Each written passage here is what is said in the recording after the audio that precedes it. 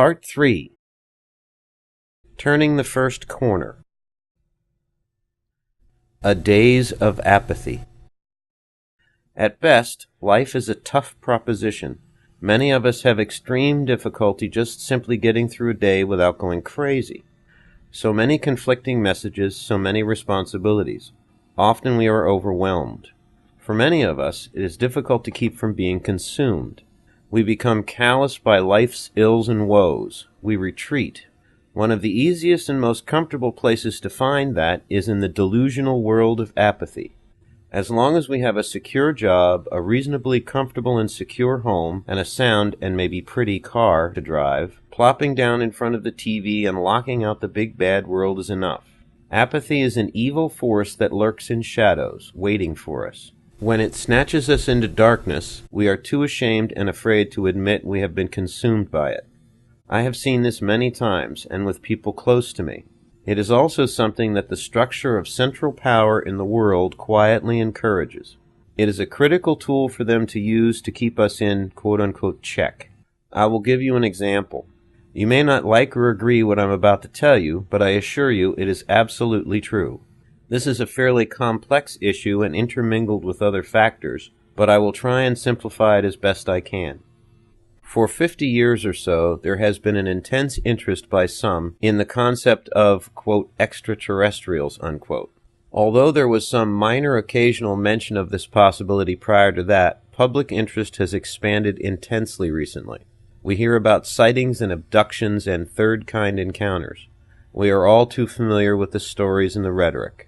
The federal government has weighed in publicly with a study it called Project Blue Book. Started in the 50s and closed in the late 60s, the study basically concluded that no evidence exists to support the idea that other intelligent life exists outside our own world. I believe that in the not-too-distant future you will come to see that this has been a complete fabrication and a carefully controlled lie. For the moment, let that pass. The focus of my point here is the why of it, not the fact of it. The current structure of the power in our society, and I am not referring to the political system, cannot afford for us to think for ourselves and explore our world. This is a simple fact. If we had the ability to do so, they know we would discover that we do not need them.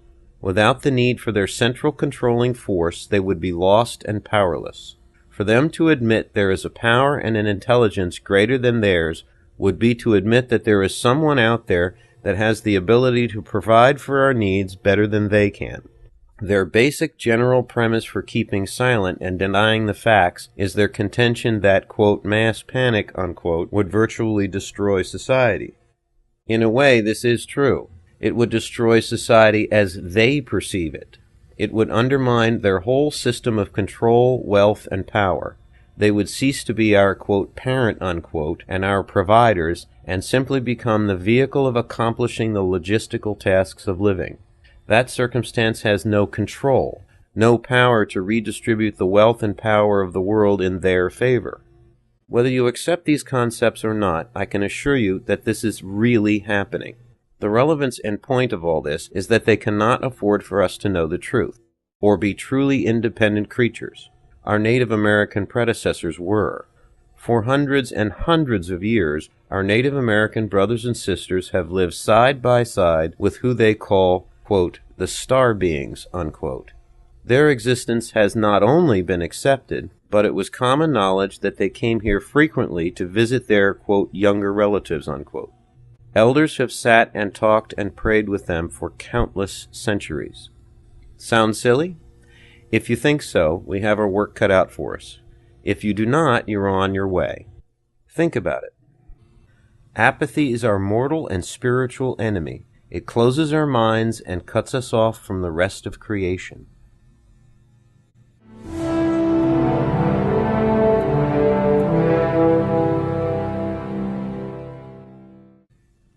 A way to walk. There is little question in my mind that we are all compelled to participate in the great adventure we call life. We have two initial basic choices about this endeavor once we have attained even the slightest level of cognitive reasoning. We can either participate or we can, quote, eat a bullet, unquote, and end it all. Now, I know this is a rather drastic statement, but you have to realize that no decision can come after this one, the free will choice between life and quote-unquote death. It represents the essence of free will as the Creator has thrust us into. Some of us, probably more than care to admit it, have seriously pondered this question. There is reference to it throughout history, and it is an unquestionably essential element to our existence as thinking, living beings. For others, even though it will always remain an option, the question is never even considered. Life is the only option. Other life forms do not have this choice. It is and will always be our initial challenge in the journey of life. Obviously, the majority of us accept, or at least tolerate, this aspect of the challenge of living. Either from the joy of the experience or through the fear of the alternative, we choose life.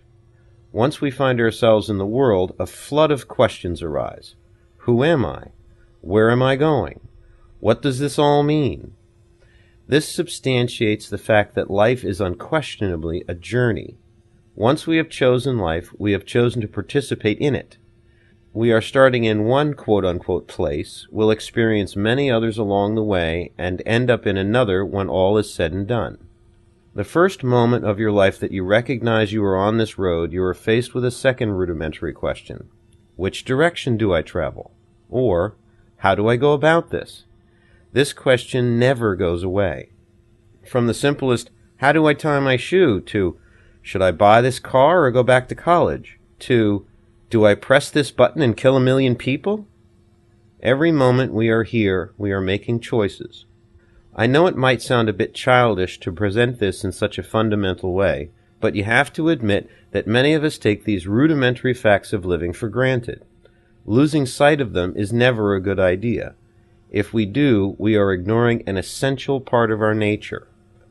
The important point of all this is to accentuate the fact that how we interact with the world and the choices we make in it are critical.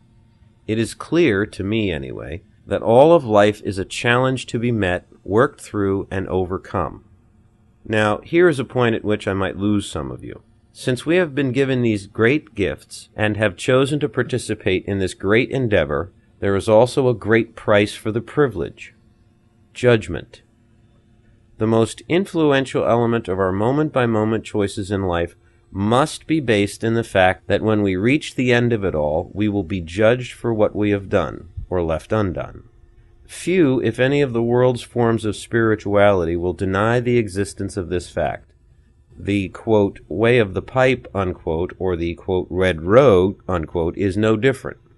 What is different, for me anyway, about the red road is that it seems to be the best set of rules or best guide to follow in this time and this place. Whether or not you agree is entirely up to you, but then that choice is one of the essential elements of the way of the pipe and the red road. This road recognizes the individuation of the great journey and allows tolerance, patience, and compassion for that right to choose. These choices are essential and fundamental, and they bear both power and responsibility, and all of it shouts loudly for the respect of those who choose to make them. If we are apathetic about any of these facts of life, we have strayed from our natural course and will become lost.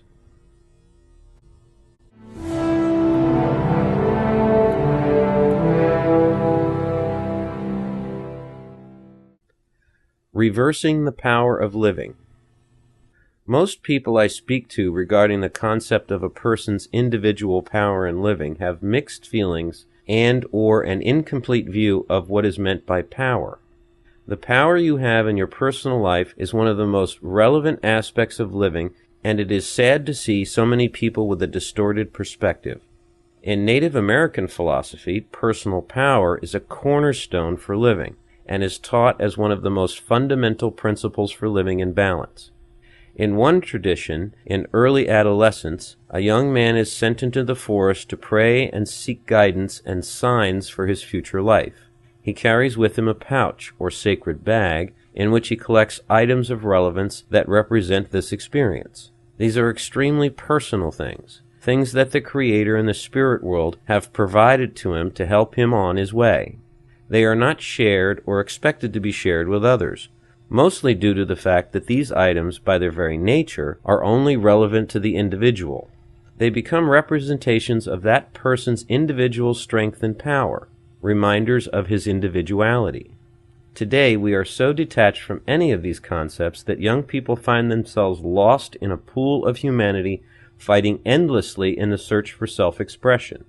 Our individual power is expected to be found in conforming and blending into the whole. This is in absolute contradiction to human nature. We can only feel valuable to ourselves and to others if we have some individualized strength. When this concept is lost, we lose ourselves. We become powerless. We shed the responsibility we need to have for our own lives. I refer to, quote, reversing, unquote, because I feel the current trend in society is to head in the wrong direction in the perspective of one's personal power in living. We want everything to be someone else's problem. We want someone else to fix the things that are broken. We're so far removed from any sense of control over our world that it seems we have none. At one point, why bother? Let the experts handle it. We let mechanics fix our cars, plumbers fix our pipes, carpenters build our houses, doctors cure our illnesses, and ministers, pastors, priests heal our souls. Then we wonder what happened to our sense of personal power in living. The notion that we can survive as individuals, palming off responsibility on others, is both childish and counterproductive to our personal development and for that of our future generations. One of the first things I learned in walking this road is that taking personal responsibility for my life is a profoundly sacred requirement.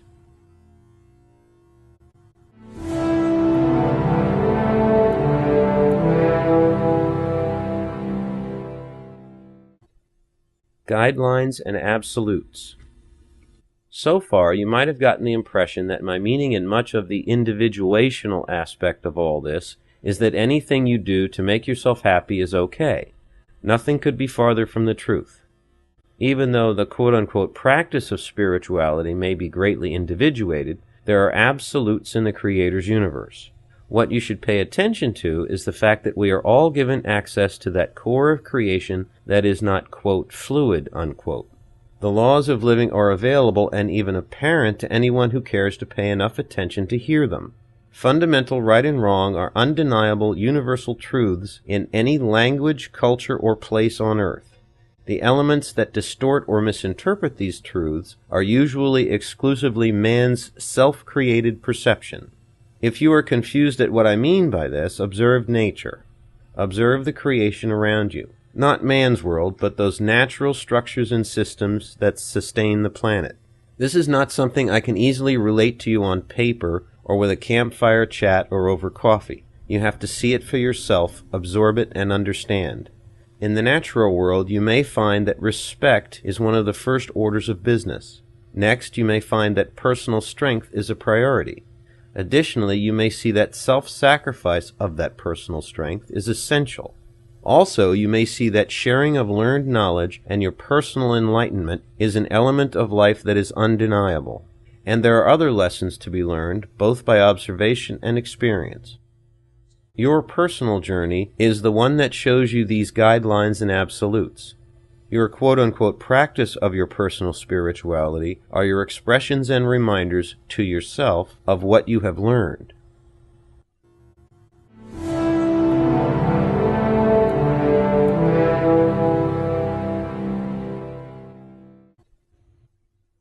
The individuation of, quote, religion, unquote. Although the dictionary may state that a religion represents the belief of the individual, I observe that a more popular notion of the word has come to imply an organization. This is a concept I have never been comfortable with. Even as a boy, I saw flaw after flaw in people's desire to structure and standardize religious practices. This is why I've come to dislike the word and prefer to use spirituality instead. Use of the word spirituality seems to allow more latitude in where you wish to go with your perceptions and beliefs, whereas the use of the word religion lumps you in with others and a fixed set of rules and rituals. By now, you should have gotten the idea that our journey is an individual one. Allowing yourself to become fixated into a group's interpretation of spirituality by way of a specific organized religion will limit you. In Native American quote-unquote religion, anything that may even remotely resemble structure is based almost exclusively on mutual respect and humbleness. A true spiritual leader does not set themselves apart from the common people. In fact, it is proper for the average person to pity a spiritual person, for their efforts are a great sacrifice and puts the individual and their family at great physical and spiritual risk. When someone takes on the responsibility of guiding others down the spiritual path, their primary risk is that they might show the wrong way, or that they will become arrogant and selfish and enjoy their position and become a, quote, merchant, unquote, of spirituality. I was once told by one of my spiritual so-called teachers that in the Lakota way there are no teachers. It's taken me a long time to understand his meaning. A more proper term in my interpretation would be sharer. Someone that has a certain level of experience and has chosen, with the consensus of others with experience, to share what they know with others. Understanding this about the, quote, structure, unquote, of Native American spirituality is very important. I cannot emphasize it enough. A pipe carrier you might know, or someone who pours the water in a sweat lodge, I will explain these in later sections, does not hold the same position that a priest, minister, or rabbi does. They have no, quote-unquote, authority. They do not represent a specific doctrine, nor do they impose a particular dogma. They are simply an individual who happens to know a few things and are willing to sit with you and share them. Any perception of authority that may exist is derived almost exclusively from your respect of their knowledge, experience, and efforts. Nothing is expected of you, save simple respect. Respect for their knowledge of tradition and their perspective of spiritual matters. The length and depth of your participation is entirely up to you. What is critical in your understanding of these ways is that the intention is for you to listen, learn, interact, and respect, and then choose the ways that are right and work for you. Your sacred life and your sacred path is your own, and you should accept the help of others who have gone before you to find the way that is right for you.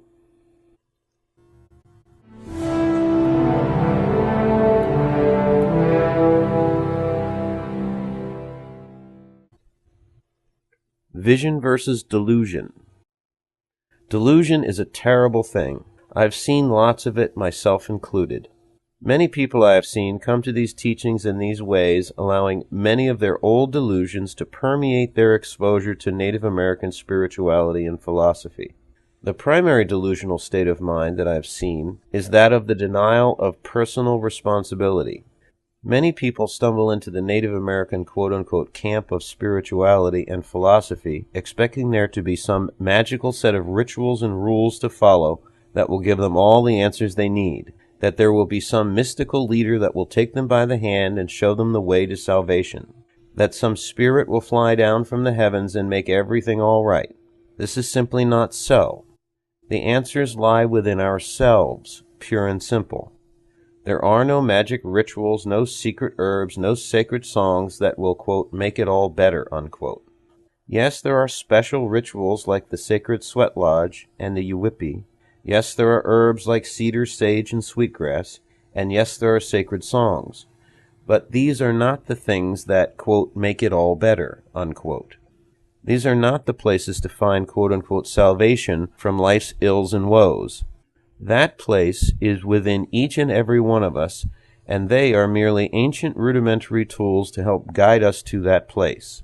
The delusional thinking that the quote-unquote things or rituals of this spirituality will heal you or save you from life's tribulations is the same thing as running at full speed away from the things that can truly help you.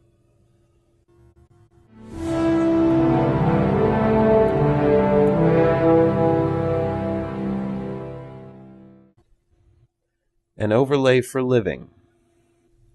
One of the key flaws I experienced in my involvement with Christianity was the idea that religion was, quote-unquote, over there, and life was, quote-unquote, over here. Churches are considered to be sacred ground. What keeps one piece of ground from truly being more sacred than another? Sunday, or Saturday in Judaism, is considered to be the Sabbath? What makes Wednesday or Thursday so much less sacred? Christmas should be a time of giving and goodwill. What's wrong with every day? Native Americans do not, quote, compartmentalize, unquote, life in the same way Europeans do. Work and family and philosophy and spirituality and politics and play all blend together into a single force. For example, the Lakota language does not have a word equivalent to the word ecology. They do not separate the idea of living in tune with nature from life in general. For them, living in harmony with the environment is life. They have no need to separate one concept from the other. Another example is the many competitive games of the various Native American tribes, lacrosse among them. They are representations of the physical and spiritual interplay we all experience in life, much different from the conquering perspectives of other cultures reflected in sports like football and soccer. Europeans separate everything. Family is over there, work is up and over there and at that time, vacation takes place at this time, religion is over here, politics takes place over in that building. It's all broken up and placed in neat little compartments and dealt with one at a time and individually. The difficulty is that life becomes fragmented. Things stop relating to one another and we become lost in the confusion or just plain apathetic. Native American philosophy and spirituality is a holistic way of thinking. All of the elements of life come together to work in concert and balance. One influences the other and provides us with a realistic understanding of how all of it interrelates. Use what you learn about these ways in everything you do. Apply the principles to your everyday life. Use the philosophy and spirituality you observe to blend the fragments of your life together and make your life more, quote, whole, unquote.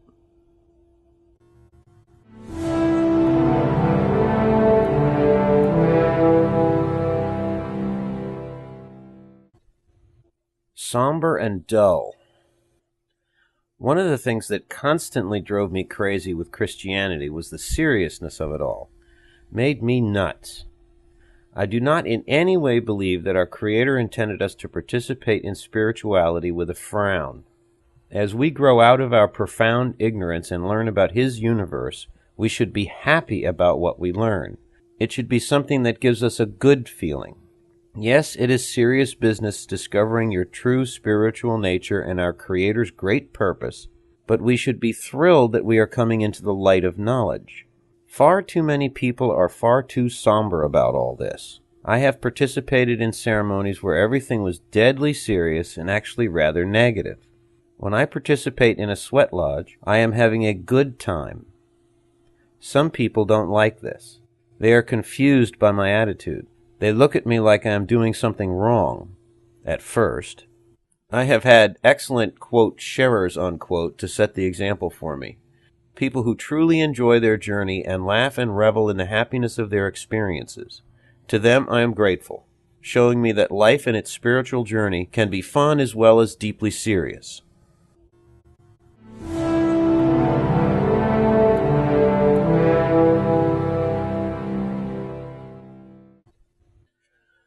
No secrets, no mysteries, no lies. This section is a warning. It's a point of caution I have learned through pain and naive disillusionment. Take great care from whom you seek the knowledge, philosophy, and spirituality of the native people. As I have discussed earlier, quote, Indian country, unquote, is steeped in a healing process right now. They are rediscovering their heritage, and there is confusion, resentment, and pain. Many would not want you to hear about, understand, or participate in any of their traditions. I've come to acknowledge that there are those in the Native community that will be angered by my connection of the thoughts you read here to their spirituality and philosophy. There are those who would keep all Native traditions out of the minds of any non-Indian. There are also many non-Indians who have a confused perspective of what these ways are all about. I've seen many, quote, run away with, unquote, a few morsels of knowledge and drag others along their path of misunderstanding. Some act intentionally and enjoy the power these teachings can have over people. Others act from true but naive sincerity and feel that what they are doing is right. The result is often a massive confusion and learning and fulfillment become lost. This is a sad state of affairs, and I pray these things will work themselves out. For now, remember this. God's knowledge is yours for the asking. He has made us ignorant in order to challenge us and put us to the test. We possess this challenge on an individual basis. No other has the right to stand in our way. None but God can deny what we need to know to find our way back to Him. As the knowledge of Native American philosophy and spirituality is renewing itself, there are those that would dole it out in bits and pieces as they see fit, or for their own gain feeding off of your hunger. Do what you can to recognize this. Come to know the difference between the, quote, users, unquote, and those who have a true knowledge of these ways and have made the personal sacrifice of helping to bring them to the people. Come to know the difference between the person that feeds you portions of, quote, spiritual food, unquote, for their own elevation, and one who is attempting to humbly share this knowledge with you at a rate they feel you can understand. Pity, avoid, and pray for the user. Honor and be patient with those who share and sacrifice and assist for your benefit, for theirs is a great risk in sacrifice. We all have the power and the right to present ourselves directly to the Creator. No one person, faith, or religion has the right to force or manipulate us through their way. Our path is our own. Those that help guide us risk showing us the wrong way. Anyone who obliges you to follow their way has seduced you away from your own red road.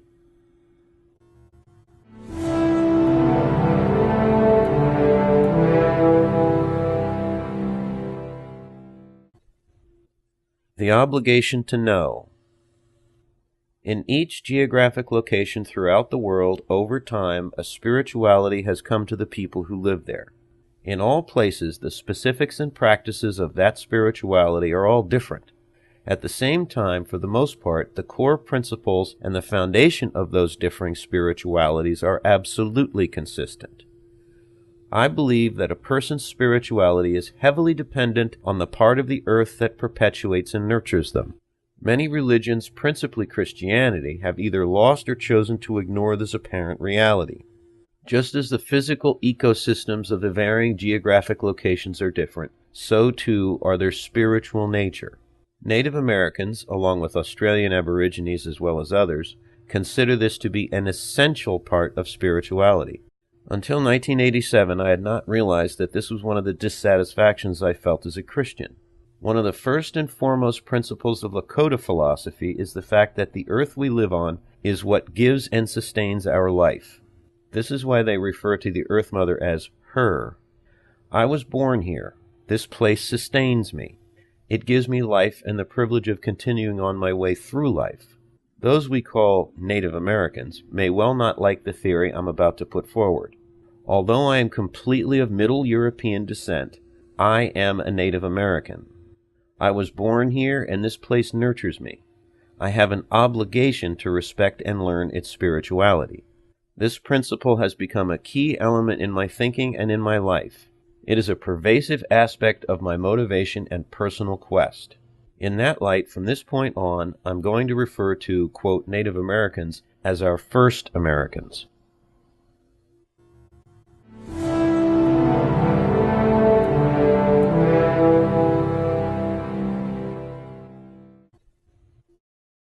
End of Part 3.